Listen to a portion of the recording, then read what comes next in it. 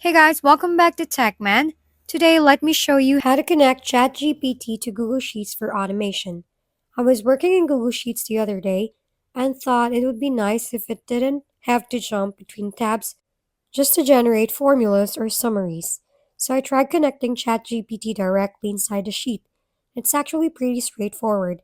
I opened my spreadsheet, went to the Extensions tab, click Add-ons, Get Add-ons, open the Google Workspace Marketplace. In the search bar, I type ChatGPT and look for a tool that integrates with Sheets, Docs, and Slides. After finding the right one, I click Install, went through the permissions, and let it connect to my Google account.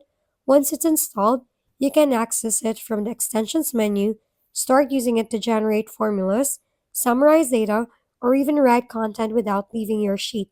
Feels like having a built-in assistant right inside your spreadsheet. Honestly, once you start using it, going back to manual work feels a bit outdated. If we've been helpful, kindly give us a thumbs up and don't forget to hit the subscribe and bell button for more contents. For any questions and suggestions, comment down below.